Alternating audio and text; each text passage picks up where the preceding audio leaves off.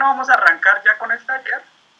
Este taller se titula, es de patrimonio cultural, pero la temática es el objeto como símbolo de identidad cultural. En ese orden de ideas, quiero presentarme. Mi nombre es Einson Javier Castillo. Soy auxiliar de Asuntos Culturales de la Biblioteca del Banco de la República, en la sucursal de Manizales. Soy antropólogo egresado de la Universidad del Cauca. Este taller ya se venía haciendo, les cuento, de manera presencial en el Centro Cultural de Manizales desde el año pasado. Una de las misiones del Banco de la República es proteger y divulgar nuestro patrimonio cultural. Esa acción es importante, ¿por qué? Porque permite que a partir del conocimiento de nuestro patrimonio cultural se fortalezcan los lazos de protección y apropiación hacia esto. ¿Y qué nos va a dar como resultado esto? Que vamos a generar un sentido de respeto y pertenencia por lo que nos hace diferentes a otras sociedades. Y no solo a otras sociedades a nivel mundial, sino también a nivel nacional.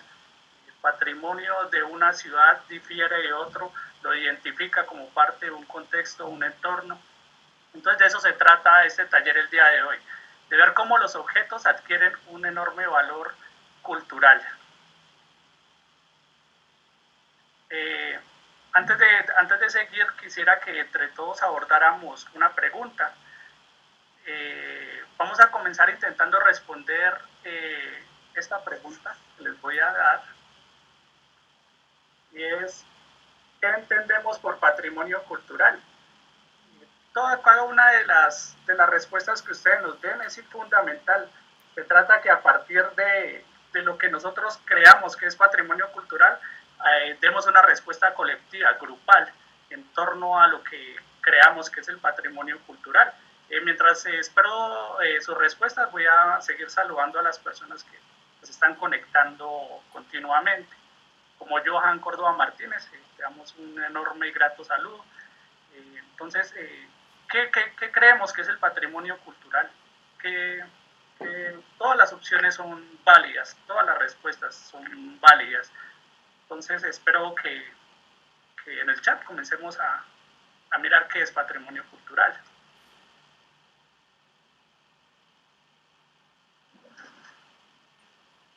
Entonces, les recuerdo la pregunta: ¿qué entendemos por patrimonio cultural? Pero cualquiera de sus respuestas en el chat grupal. Hola Nancy, estoy muy bien. Agradezco tu participación el día de hoy también. Ivonne nos dice que es la riqueza de pueblos y personas, que se refleja en valores, símbolos y objetos. Sí, muy bien, Ivonne. Vamos en la línea encaminada. Es totalmente verídico todo lo que tú dices. Es una riqueza de los pueblos y personas que la reflejan en valores. Es un bien público, nos dice Fernet, sí, es un bien público y por lo tanto lo pertenece a todos los ciudadanos. Es un bien que se pueda vender y se pueda adquirir por otros estados, ¿no? Es pertenencia de todos los colombianos, nuestro patrimonio cultural, y es intransmitible. Julián López nos dice que es la herencia cultural e histórica que nos pueda dejar nuestros antepasados. Muy bien, Julián, esto es una herencia. El patrimonio cultural es una herencia, es importante ese concepto de herencia. Santiago Hurtado nos dice que conjunto de bienes materiales e inmateriales que hacen único a una ciudad o población. Perfecto, Santiago. Un conjunto de bienes materiales e inmateriales. Y sí, lo hace único y le da un sentido de identidad, ¿no?, a una región. Jairo nos dice que es la raíz que nos dejaron los antepasados científicos culturales, sí, son las raíces que aún en el presente conservamos y que a partir del estudio de objetos de cerámica, por ejemplo, moldeada, incisa, objetos de orfebrería, podemos entender cómo veían nuestros antepasados para comprendernos en nuestro presente como seres humanos arraigados en nuestro territorio. Julia nos dice que actos o lugares que han tenido un impacto a través de la historia, sí. El patrimonio cultural no solamente es material, sino también inmaterial. Y ahí tiene que ver mucho con los actos que han tenido un impacto a través de la historia. Juan Suárez nos saluda. Buenas tardes, Juan. Lady Joana Gómez nos saluda también. Un enorme saludo para ti. Ella nos dice que entiende como patrimonio cultural algo que identifica una región y su cultura. Sí, excelente. Es un signo, es un signo de identificación de una región, ¿no? Pero ¿cómo se identifica el patrimonio cultural? Bueno, sigamos leyendo. Sara nos dice que tiene entendido que es una herencia cultural. Exacto, Sara, es que corresponde a una comunidad, es una herencia, es hereditario, se hereda desde las bases mismas de la historia. Néstor Piedrahita dice todo lo que haga parte de una estructura cultural, gastronómica, creencia, historia, religión, tradición. Exacto, Néstor, tienes toda la razón. La gastronomía es parte fundamental de un patrimonio cultural. Lo que come la región, digamos, de Nariño, tiene algunos platos típicos de allá que se diferencian a lo que comemos en el Cauca o se diferencia a lo que comen las personas en la costa pacífica. Somos lo que comemos, decía un gran antropólogo llamado Marvin Harris. Víctor Jurado nos menciona que el patrimonio cultural hace referencia a los objetos, estructuras o manifestaciones que por tener un alto valor histórico o simbólico por las comunidades debe ser preservado. Exacto.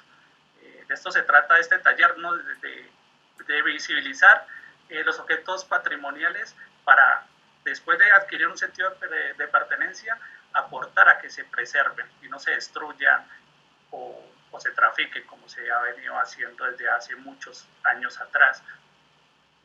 Xiomara Flores dice, mi pieza favorita es el Poporo Quimbaya. Excelente, Xiomara. El Poporo Quimbaya es uno de los objetos más representativos de nuestra identidad cultural. Natalia Díaz dice que es la herencia del pasado cultural de cualquier región en cuanto a sus obras artísticas y comportamiento. Excelente, Natalia. Elizabeth dice que son sitios turísticos, comunidades indígenas y afro, ¿sí? Todo esto hace parte de nuestro patrimonio cultural. Ornella nos dice que lo que la gente puede creer valioso, ¿sí? Nosotros los seres humanos le damos esa importancia a cada uno de estos objetos.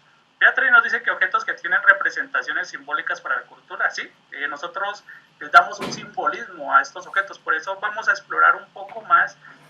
Bueno, son muchos los comentarios, me alegra su participación tan activa. Aida dice que el patrimonio cultural considera que son todos los vestigios, fuentes documentales, arquitectura que cuenta de coyunturas históricas. Miramos cómo que tenemos diferentes conceptos de lo que es patrimonio cultural, pero todos vamos por la misma línea. Todos sabemos que el patrimonio cultural es una herencia que nos dejan nuestros antepasados, la tenemos en el presente y nuestra función es conservarla para las poblaciones futuras, para que también las tengan. El patrimonio cultural es tanto tangible como intangible. Y es material e inmaterial. Dentro del patrimonio inmaterial, por ejemplo, tenemos piezas musicales propias de nuestra riqueza colombiana. Agradezco si alguien sabe alguna pieza musical o conoce algún tema que sea símbolo patrimonial, lo coloque en los comentarios. Pero también el patrimonio inmaterial está visibilizado por nuestras comunidades indígenas, más de 102 lenguas nativas. Antes eran muchos más, se han venido extinguiendo y son lenguas únicas en el mundo. Si se extingue una lengua nativa propia de nuestros pueblos indígenas, desaparece del plano terrenal, por ejemplo. Pero también está enmarcado en el patrimonio físico, material, tangible. Xiomara Flores nos dice que el patrimonio cultural son las representaciones colectivas, sentido, la identidad de una cultura. Exacto, la identidad de una cultura. Dentro del patrimonio cultural material se encuentra la arquitectura, por ejemplo, los grandes monumentos arquitectónicos que cada civilización erige poderosamente y simbólicamente y que lo representan ante el mundo. Quisiera, si alguien sabe de algún país, en su ciudad, cuáles de estos símbolos de patrimonio arquitectónico tienen en cada una de sus ciudades. Por ejemplo, digamos como Francia, al solo mirar esta torre, de una nuestra imaginación nos lleva a Francia, porque es un símbolo, un símbolo patrimonial, no solamente de Francia, sino de todo el mundo. Y pues los hechos, los acontecimientos históricos que rodean, el contexto que rodea la Torre Eiffel, le ha dado ese sentido o ese simbolismo de importancia. También tenemos esta torre de Londres, quisiera que alguien nos diga el nombre en los comentarios, que también es un símbolo patrimonial poderoso, grande y lleno de mucha historia y significado. Entonces vemos cómo el patrimonio cultural se mira en las piezas arquitectónicas, ¿no? Obviamente también las piezas arqueológicas son otro símbolo de patrimonio cultural tangible, tactable. Nuestras comunidades indígenas nos han dejado vestigios para que nosotros conozcamos cómo vivían, tales como los quimbayas, los muiscas, los calimas, entre otros. Pues no me quiero adelantar a ese tema todavía. Como vemos, los objetos adquieren significado a partir de su historia, pero ¿de dónde vienen los objetos? ¿Cómo nosotros los seres humanos comenzamos a construir objetos y por qué? Bueno, Diego Carrillo Murillo dice: muchos aires colombianos constituyen un patrimonio cultural. Sí, es verdad, y tenemos una rica diversidad. Alonso Lagos, la guaneña para los nariñenses, la guaneña para los nariñenses. Alfonso, genial, quisiera que por favor nos digas un poquito más, nos involucres con el tema de la guaneña. Creo que es una canción típica de la zona de Nariño. Oneya nos dice: yo creo que el patrimonio también puede ser algo actual, no solamente lo que se hereda del pasado. ¿Sí? ¿Sí? En la actualidad pueden emerger símbolos culturales que con el paso del tiempo van a adquirir una importancia y un simbolismo en las futuras generaciones, es verdad. Ella nos dice que, por ejemplo, las murallas de Cartagena son un símbolo arquitectónico fundamental y rodeado de historia, ¿no? Con esto del proceso de colonización y todo lo que emergió a partir de él en Cartagena. Víctor nos dice que el conjunto de obras de arquitectura republicana de Manizales, y por supuesto la catedral, sí, o sea, la catedral no solamente es hermosa, es un símbolo de la ciudad de Manizales, que al solo verlo, así sea en fotos, sea en televisión o en una réplica que tengamos para adornar una sala, nos lleva directamente a la hermosa ciudad de Manizales. Diego Carrillo Murillo dice: en Cali está la iglesia de la Ermita, que por ejemplo también es muy hermosa, el Palacio Nacional, el edificio Otero, Iglesia San Francisco, la Torre Mudejar. O sea, miramos cómo ya, gracias a los símbolos, comenzamos a identificar un territorio. Por ejemplo, si yo tengo un objeto como este, que lo tengo para adornar una habitación, una sala, inmediatamente la persona que visita mi hogar se va imaginariamente a trasladar al paisaje cultural cafetero, que comprende los municipios de Caldas, Quindío, Risaraldas. Bueno, en Popayán nos dice, bueno, Jennifer nos dice que esta torre es el Big Ben, sí, el Big Ben, exacto, de Londres. A Natalia nos dice que en Popayán está el símbolo patrimonial como San Francisco, la ermita, San José, sí es verdad. Y también en Popayán está la Torre del Reloj. El centro histórico por en sí de Popayán es todo patrimonio de la nación. Ustedes miran que este es un portalápices, pero este portalápices tiene un símbolo arquitectónico. Es aquí cuando los objetos ayudan a la divulgación y a la promoción de patrimonios culturales de la nación como tal. Daniel Camilo nos dice: el Big Ben se llama una de las estructuras más históricas de la historia de Londres. El Big Ben no se llama la torre, sino la campana. Muchísimas gracias por tu aclaración, Daniel. Novia nos dice: la hacienda Cañas Gordas es Cali. Es un gran patrimonio cultural arquitectónico. La verdad no lo conozco, pero miren, estamos adquiriendo información de diferentes símbolos patrimoniales de cada una de las ciudades del país. Eso es muy interesante y pues a mí me llena de mucha alegría porque siento la necesidad de que tengo que irlos a visitar en algún momento. Julián nos habla del puente del Humilladero, ¿sí? La catedral en la ciudad de Popayán, el Panteón de Grecia, también se pasó al otro lado del charco, por ejemplo, las murallas chinas, sí, es verdad, y en Francia y las pirámides de Egipto, sí, o sea, los símbolos patrimoniales eh, son símbolos, como les digo, identitarios de diferentes culturas. Sara nos dice que en Manizales tenemos como símbolo histórico la Plaza de Bolívar, el monumento de los colonizadores, Torre, el cable. Bueno, perfecto, o sea, son diferentes símbolos, pero entonces, volviendo al asunto, ¿por qué el ser humano comenzó a crear este tipo de objetos de dónde salió la idea del ser humano de comenzar a crear objetos?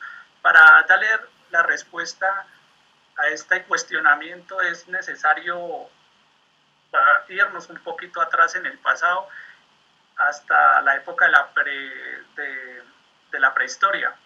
Y vamos a abordar a uno de nuestros ancestros, el Pithecanthropus, hace 4.4 millones de años. Me disculpan de la ilustración, hice lo mejor que pude, pero entonces, ¿qué es lo importante de conocer al Australopithecus? Perdón, ¿qué es lo importante de conocer al Australopithecus? El Australopithecus era omnívoro y carroñero. Siempre que quería adquirir carne esencial para la evolución del cerebro, eh, pues no podía porque no contaba aún con las herramientas, ni tenía filosas garras ni filosos dientes para poder cazar animales en las llanuras. Entonces tenía que comenzar, era carroñero, pero comenzó a utilizar herramientas tales como piedra, palos para poder romper los huesos que dejaban algunos animales cazadores que ya no les servían, y eso tuvo un efecto fundamental porque así podía llegar al centro del hueso, adquirir sus nutrientes importantes para el desarrollo de su cerebro. Pero lo que pasa con el Australopithecus es que aún no conservaba las herramientas, aún no tenía el sentido de pertenencia, solo las conservaba momentáneamente y listo, y las dejaba abandonadas. No fue más hasta la llegada del Homo habilis hace 2.5 o 1.5 millones de años. Aquí también hice mi mejor esfuerzo para mirar algunas de las herramientas que construía el Homo habilis. Su nombre hace referencia a hombre hábil. Este fue uno de los primeros homínidos en construir herramientas. Construyó las primeras hachas, las primeras puntas de flechas, y con el fin, también era ornívoro, pero también era carroñero. Entonces, su desarrollo se basó más que todo también para la fractura de huesos y poder adquirir los nutrientes de los huesos que dejaban algunos cazadores. Pero también, al igual que el Australopithecus, también construían herramientas para defenderse de algunos cazadores o algunos animales que les querían dar caza, por ejemplo. Bueno, vamos a ir leyendo los comentarios. Qué pena si se me saltó uno, es que están pasando bastantes y eso nos alegra mucho. Samuel Tomás dice el panóptico de Ibagué. No conozco Ibagué y créame que apenas pueda ir a Ibagué, ya tengo en mi memoria el panóptico que tengo que ir a conocerlo.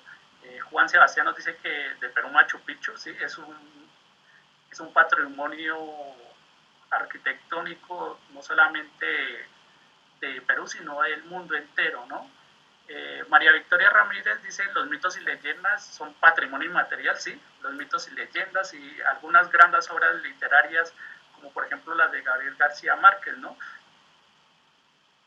Bueno, entonces vamos a seguir hasta la época del Homo erectus, hace 2 millones de años. ¿Qué diferencia el Homo erectus de los otros homínidos y qué lo hace un poquito más, no importante, pero diferente? El Homo erectus ya caminaba completamente erguido, pero no solamente eso, el Homo erectus era cazador como tal, entonces perfeccionó más las herramientas, ya no eran herramientas solamente para obtener alimento por medio de la carroña, ¿no? ya construía hachas, construía puntas de flechas, construía algún tipo de herramientas utilizando los huesos de los animales que cazaban, y además se asemejaba un poquito más al ser humano, mientras que el Pithecanthropus y el Homo habilis medían entre 1,30 a 1,40 centímetros, el Homo erectus alcanzaba a medir hasta 1,70 a 1,80 centímetros, y se tiene serios indicios de que recorrió grandes distancias. El Homo erectus fue uno de los primeros homínidos en colonizar y en desplazarse de las llanuras africanas hasta llegar a Asia y al continente europeo. Pero tenemos que avanzar un poco más en el tiempo hasta la llegada del ser humano como Homo sapiens sapiens como tal. Es aquí cuando hay una revolución en la construcción de herramientas, no solamente para fines de cazar, sino simbólicas como tal. No solamente se perfecciona el uso de herramientas como arcos, flechas y se evoluciona en la industria lítica para el desarrollo de herramientas, sino que también el ser humano comienza a construir adornos para su cuerpo como tal. Los cazadores utilizaban el marfil de algunos tipos de mamuts, algunos huesos, para tallarlos y llevarlos como adornos. Esto le daba simbolismo y lo identificaba como uno de los cazadores del grupo, y obviamente le da una jerarquía dentro de su clan. Esto nos habla un poquito del libro El clan del oso cavernario, que se lo recomiendo. Pero también en el clan ya comienza a darse una estructura social y religiosa, ¿no? Ya vamos a tener un chamán que va a tener, en algunos momentos van a tener tótem, bastones, para referenciar o identificarse como la conexión entre el hombre y sus dioses. Entonces ya van a tener objetos, aretes, collares, narigueras, que les da una identidad y un símbolo identitario como tal de su función dentro del grupo. Pero como aún los objetos son pocos en la época de cazador-recolector, ya que el ser humano va a diferentes cuevas o diferentes llanuras persiguiendo animales de caza, entonces tienen que llevar lo necesario. No es hasta la domesticación de las plantas, tuvo que haber pasado miles y miles y millones de años para llegar a tener una planta como la tengo yo aquí en el escritorio, pero no fue uno de los procesos importantes en la evolución humana, ya que con la domesticación de las plantas nace la agricultura. Por ende, el ser humano ya se establece en un territorio, ¿no? O sea, se establece en un territorio, y esto ¿qué significado tiene o qué importancia tiene? Ya el ser humano comienza a cosechar sus propios alimentos. Con la domesticación de las plantas llega la domesticación de los animales. El ser humano ya tiene tiempo, como ya crea su propia alimentación, hay que almacenarlo. Comienza a construir vasijas, comienza a perfeccionar la cerámica, por ejemplo, pero también los elementos simbólicos y religiosos. Entonces comienza a haber un boom de objetos que identifican a diferentes grupos humanos. En ese momento nos vamos a pasar al otro lado del charco, a Sudamérica, y exactamente a la Colombia precolombina. Pero antes vamos a ver un poquito sus comentarios. Sandra Paula Caicedo Aranzazu dice que tenía más poder de razonamiento. Sí, es verdad. Ser humano en épocas de cazador-recolector, como su vida estaba mucho más en riesgo, razonaba mucho más en las tomas de decisiones que tenían. Bueno, entonces volviendo a Sudamérica, vamos a ver culturas tales como los quimbaya y los objetos representativos que nos dejaron. No fue sino hasta 1939, con la obtención del Poporo quimbaya, que se le dio esa boom o esa importancia a los quimbayas, ya que gracias a la obtención del Poporo quimbaya se dio una especie de fenómeno o efecto dominó, lo cual permitió que tengamos uno de los museos más importantes y más completos de toda Latinoamérica, yo diría del mundo, nuestro Museo del Oro. ¿Pero qué era el Poporo quimbaya? Era un recipiente que los quimbayas utilizaban para almacenar cal. Esta era utilizada en la masticación ritual de la hoja de coca, por ejemplo.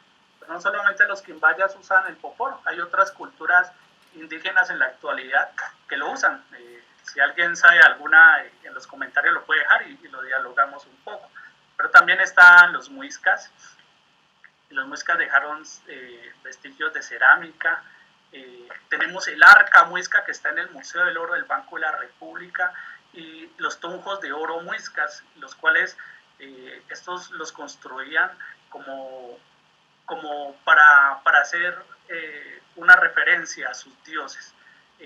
También en Valle del Cauca, en los territorios como el Darién, comenzamos a explorar y encontramos a los calimas gracias a su cerámica. Miramos cómo a través de los objetos patrimoniales, arquitectónicos, arqueológicos que dejaron, se evidencia su relación muy apegada con su entorno, con los animales, siendo el jaguar uno de los símbolos de respeto e importancia de la cultura calima. Vamos a tratar de ver cada una de las maletas didácticas del Museo del Oro de la calima, la quimbaya, la muisca, después de pasar el preámbulo que yo he llamado, y es el objeto como símbolo de identidad cultural. Entonces miramos cómo el proceso de la construcción de los objetos ha tenido un ritmo, ha evolucionado con el ser humano, ¿no? Hasta ver que la forma en la que nos relacionamos con los objetos determina la cultura y su transmisión en el tiempo como tal. Bueno, Julián López dice, los quimbayas su especialidad era el oro forjado, sí, cierto. De hecho, utilizaban la técnica de la cera perdida, lo cual permitía que hicieran, era un avance tecnológico supremamente importante para su época, porque tienen piezas, el oro quimbaya es uno de los mejores trabajados a nivel mundial, y es un símbolo de toda la nación como tal.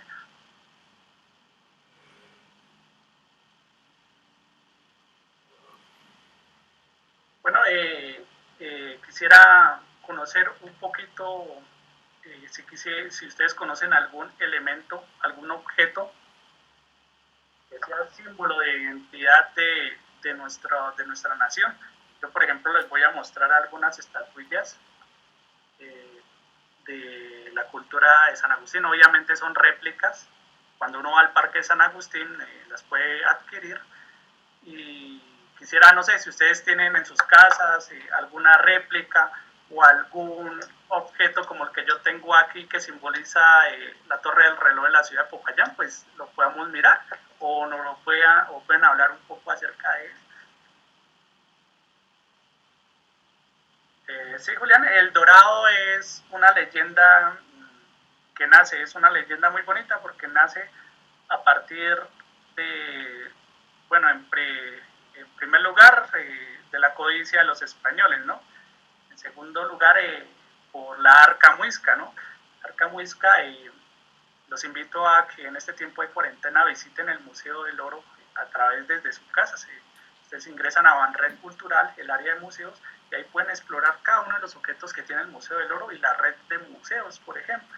El arca muisca hace parte de la leyenda del Dorado, un arca donde un cacique era bañado en polvo de oro y acompañado por chamanes alrededor, y mientras él llegaba al centro de la laguna de Guatavita, era reverenciado por todos los muiscas, donde tiraban diferentes objetos de oro para darle la bienvenida al nuevo representante del sol en la tierra. Entonces, gracias a la laguna de Guatavita y a los muiscas, nace la leyenda del Dorado. Tiene diferentes vertientes, ¿no? Bueno, Víctor dice que el cóndor también es un símbolo representativo, y además que la representación del cóndor es un patrimonio cultural, pero que también se vuelve es un patrimonio natural, ¿no? Pero también se vuelve un patrimonio cultural. ¿Por qué? Porque nosotros, el cóndor hace parte de nuestra bandera. También tenemos diferentes tipos de objetos o monumentos que que se hacen, que se representan con el cóndor. Entonces es ahí donde viene la unión entre lo natural y lo cultural, y es cuando nos damos cuenta que el ser humano es naturaleza y cultura como tal, no son entes diferenciados o separados. Diego Carrejo Murillo dice: toda la orfebrería, cerámica, etc. de nuestra cultura indígena son representativas y un patrimonio cultural para nuestra memoria e identidad.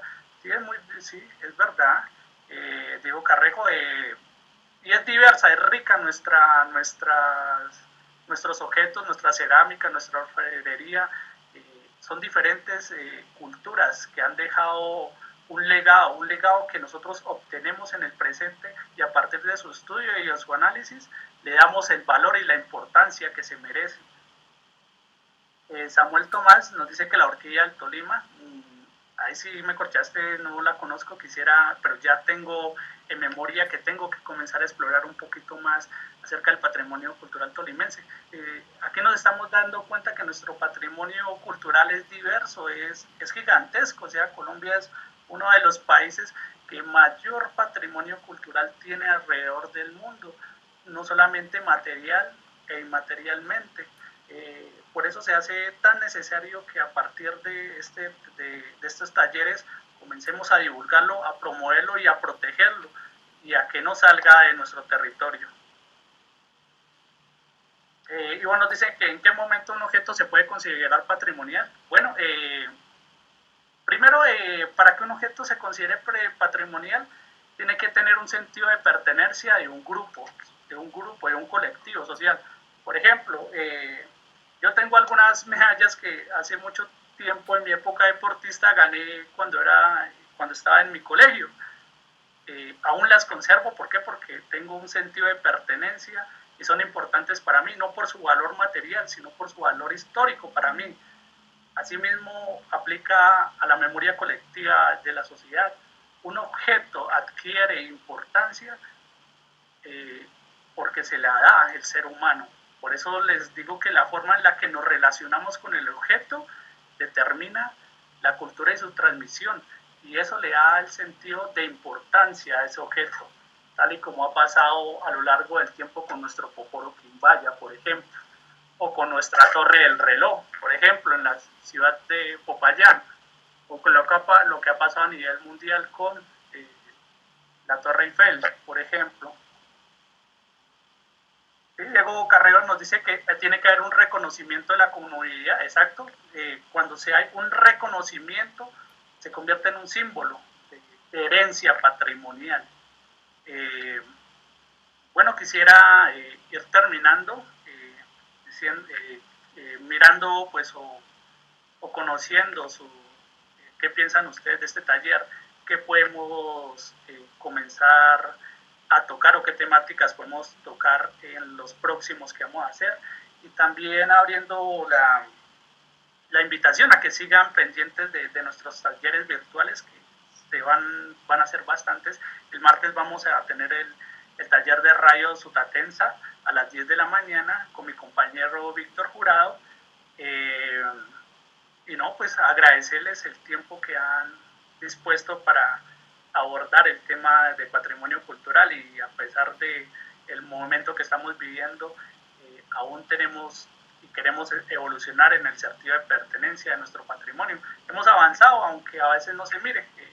Hace años atrás la guaquería, ¿quién lo iba a pensar? Era legal, y gracias a la guaquería salió N cantidad de objetos de oro, de cerámica destruida, pero ahora siempre vamos avanzando como sociedad y vamos dándole sentido de importancia y respeto a todo nuestro patrimonio cultural, tanto material como inmaterial. Agradezco su tiempo y quedo abierto a algún tipo de preguntas que quieran hacer o algunas dudas que tengan. Bueno, ya muchas gracias. El espacio va a continuar. El 30 vamos a tener el taller con una de las maletas didácticas del Museo del Oro y vamos a explorar su contenido. No les voy a decir por el momento qué contiene, va a ser una sorpresa o va a generar eso, la curiosidad. Ya miramos la historia de los objetos y cómo se convierten en símbolos patrimoniales. Ahora vamos a explorar cada una de las maletas del Museo del Oro que tienen objetos de orfebrería, de cerámica, algunas piezas originales de textil, y están debidamente contextualizadas, maletas como la quimbaya, la muisca, la carima, pero también de la cultura o de la diversidad cultural actual del país, como maleta cauca, maleta amazonía, maleta zenú. Entonces vamos a tratar de explorar en todo este tiempo cada una de las maletas. Entonces la invitación es a conectarse el 30 de mayo, la misma hora, el mismo canal, para comenzar a conocer un poco más acerca de los quimbayas, los orfebres, no solamente de Colombia, sino de Latinoamérica como tal. Muchas gracias, Julián, por tu apoyo. Esperemos también abordar, primero vamos a centrarnos en las maletas del Museo del Oro, pero no, o sea, el patrimonio cultural, como ustedes ven, es amplio, es exquisito. Entonces hay que tener más espacios para seguir abordando esas temáticas. Entonces los invitamos a que sigan conectados. Sí, Diego Carrillo, debería ser algo, vamos a tener tu sugerencia. Creo que también se necesita más tiempo para poder abordar toda la temática. Vamos a ver si en el próximo Facebook Live, que va a ser el 30, damos un poquito más de tiempo para poder explorar mucho más el tema del patrimonio cultural y para poder hablar de los Quimbaya, como tal, que vamos a necesitar bastante tiempo, no solamente para hablar de su estructura económica, su estructura, sus sistemas agrícolas, sus sistemas de cacicazgos, sus sistemas políticos, sino también de su cerámica, y de sus dinámicas antes de la colonización y después de la colonización, qué pasó con esta sociedad. Bueno, de antemano les agradezco a todos haber conectado. De mi parte y de la parte del Centro Cultural del Banco de la República, pues les damos un cordial saludo. El hecho es que nosotros seguimos trabajando eh, por nuestros usuarios, y pues es mi primer Facebook Live. Les cuento que estuve al principio un poquito nervioso, como es normal, todos estos procesos, pero con todo gusto vamos a seguir explorando diferentes herramientas para seguir divulgando y promocionando nuestro patrimonio cultural, lo que nos hace únicos entre otras naciones. De antemano, muchas gracias.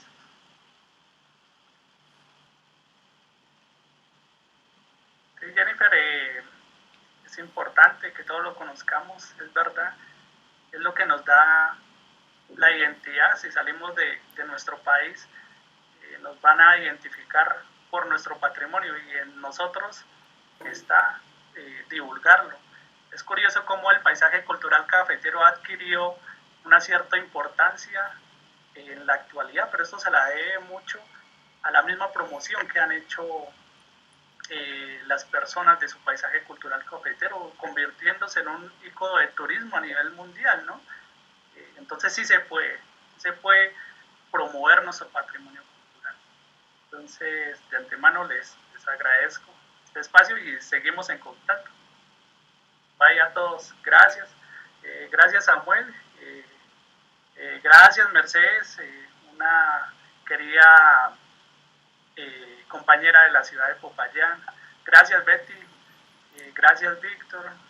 Claudia, muchas gracias por estar reinteresada en nuestro taller, y los esperamos. Están al tanto al día de toda nuestra programación. Tenemos de todo un poquito y seguimos conectados para ustedes y por ustedes.